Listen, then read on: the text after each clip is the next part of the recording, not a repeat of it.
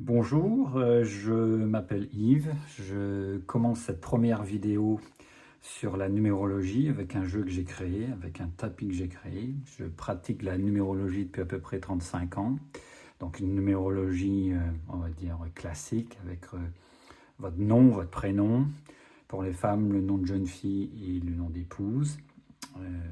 Voilà. Donc je me lance un petit peu dans cette première vidéo.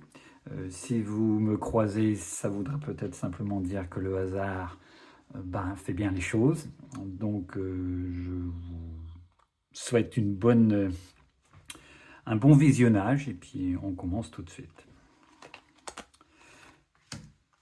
Donc je vous propose d'explorer l'année 2025 avec ce jeu que j'ai créé. Donc en fait, dans 2025, j'imagine que vous avez dû entendre un peu partout, 2025, c'est l'addition pour une année universelle, c'est 2 plus 0 plus 2 plus 5 nous donne une année 9. Une année 9, c'est un petit peu l'apothéose, c'est la fin du cycle. Parce qu'en numérologie, après le 9, vous retombez au 1. Et dans une année 9, globalement, chaque mois de l'année va être très synchro avec le mois calendaire. C'est-à-dire un mois de janvier en numérologie en année 9 sera bien le premier mois, mais sera aussi le mois 1 en numérologie. Donc, globalement, en 2025, ça nous donne une année 9. Mais tous les 9 ne sont pas équivalents.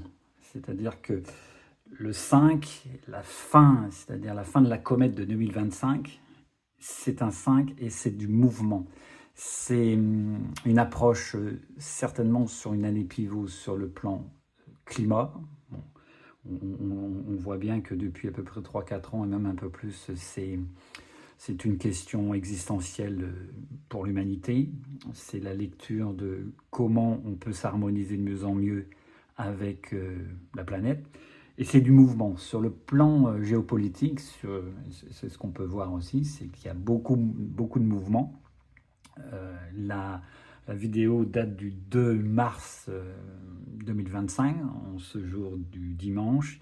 Et donc, si vous avez vu un petit peu les actualités, on peut se dire quand même que c'est un peu le branle-bas de combat avec ce qui s'est passé aux États-Unis dernièrement, enfin, il y a 48 heures, je crois.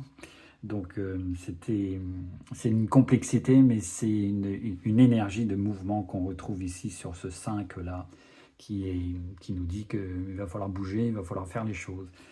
Et antérieurement, si on remonte un petit peu on va dire dans la temporalité énergétique, le 2 avant nous dit qu'il y a une obligation dans le mouvement à pouvoir s'associer, à pouvoir trouver plutôt des compromis que pas d'opposition. C'est-à-dire que sur un plan collectif, la médiation, la diplomatie est plutôt à privilégier. Sur le plan individuel aussi, c'est une année où on pourra certainement constater que la période de flou, la période de non-prise de décision est beaucoup plus n'est plus actuelle. C'est-à-dire que si vous êtes dans une énergie à avoir lutté, à ne plus savoir ce que vous voulez, et bien là, c'est une année 9 qui vous oblige, si on utilise un peu le mot un peu plus dur, mais vous invite à négocier avec vous-même et à prendre vos décisions avec vous-même. C'est surtout une année où il va falloir...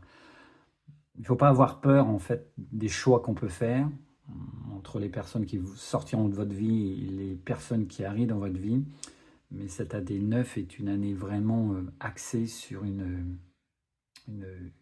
individualisation sur la prise de décision, qu'elle soit professionnelle, émotionnelle, sentimentale. C'est penser à votre source. Pensez à votre source. Voilà.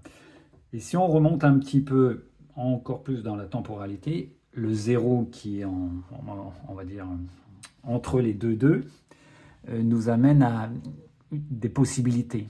Et alors, comme elle se situe sur le centenaire, donc à l'échelle d'une vie, c'est évident que la plupart d'entre nous, vous qui écoutez cette vidéo, pourra se dire quand même qu'on ne pourra pas arriver au 1, ou à moins que vous soyez Highlander ou les 7 vies d'un chaume, mais on n'y arrivera pas. Donc ce zéro là, ce centenaire, pour les personnes qui sont nées ou qui traverseront ce zéro, c'est-à-dire jusqu'à 2099, il y a cette obligation de faire l'équilibre. On revient un petit peu sur le 2 précédent, c'est qu'il faut absolument toucher avec soi-même cette forme d'équilibre. Alors, pour certains, ça passera certainement par un éveil, mais c'est peut-être aussi pour d'autres une dématérialisation intellectuelle, philosophique, qui tend vers du spirituel, qui tend vers de la modération, qui tend vers un esprit qui peut s'ouvrir à des choses et au bien-être. Il faut savoir que le 0 et le 5, là, on est aussi sur une recherche d'harmonie individuelle. C'est-à-dire que les générations maintenant vont plus du tout agir comme ceux d'un autre temps, mais c'est l'évolution humaine aussi. Donc le 0 nous amène vraiment à une volonté, une invitation globale à équilibrer les choses. Et si on redécale encore un peu plus, on est sur donc le 2 du millénaire. Donc ce 2-là, vous vous doutez bien qu'à l'échelle d'une vie, il y en a pour un sacré nombre de générations cumulatives, ne verront pas le 3, évidemment. Mais le 2 nous dit là, comme c'est un peu la tête de gondole, ce 2-là nous dit depuis déjà 25 ans qu'il n'y a pas le choix de pondérer les choses et de ne peut-être plus voir l'adversaire comme un adversaire, mais plutôt comme un allié. Il faut trouver en l'autre et en soi-même, c'est-à-dire cet équilibre de non-dualité avec soi-même. Le ricochet ici, au 2 ici, nous dit que pour une dizaine d'années, c'est-à-dire de 2020 à 2029, on est dans un cycle où il faut s'harmoniser avec soi-même pour pouvoir accueillir le 3 de 2030 comme, on va dire, une explosion vers la communication, vers l'épanouissement et vers où en fait la dualité avec nous-mêmes, on a peut-être, on finit avec ça, on finit avec cette dualité. Donc pour revenir un petit peu à ce 2 du millénaire, ça nous indique vraiment que l'énergie peut-être nous tenterait peut-être plus à moins de conflits. Évidemment, sur l'échelle humaine, ça c'est autre chose, mais l'univers nous dit qu'il faut quand même harmoniser un peu les choses. Donc cette année 2025, c'est l'année 9 qui nous incite à voir les choses avec plus de hauteur. C'est une année qui prépare 2026. 2026 sera une année 1, c'est-à-dire qu'on finit le cycle et donc on revient à un début de nouveau cycle. Sur le plan individuel, pour ceux qui m'écoutaient, ça sera aussi de savoir collectivement, individuellement, ce que vous avez pu faire en 2016. Parce que 2016 a été aussi une année 9. Donc, entre 2016 et 2017, pour ceux qui m'écoutent, on est tous dans une charnière entre le 9 et le 1. 2025-2026, on est aussi dans une charnière 9 pour revenir à 1, enfin continuer vers 1. Donc voilà, c'est positif, c'est une année 2025 qui est globalement positive pour peu qu'on soit acteur de nos vies, qu'on fasse des choix, parce que 2025 va nous ordonner à faire des choix pour mieux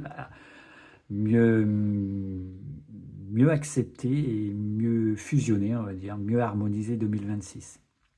Voilà, donc c'est une année globalement, même si vous allez au-delà de vos actualités, au-delà de votre poste de télé, qui est très anxiogène, 2025 vous invite peut-être à être moins connecté cette source globale qui est très anxiogène. C'est sûrement le 5 aussi, c'est la nature, c'est revenir, c'est revenir sûrement à ses racines, donc c'est se reposer, c'est prendre du temps ou organiser différemment sa vie de routine aussi différemment dans cette année 2025. Voilà, donc c'est un petit aperçu que je vous ai proposé sur 2025. Alors, je ne suis pas du tout commercial, mais donc j'ai bien compris qu'il fallait vous inciter à liker ma vidéo et à vous abonner à la chaîne qui est Les Nombres en Nous, que je viens d'ouvrir sur YouTube. Et donc voilà, donc, je vous souhaite une belle journée et puis je vous dis à très bientôt.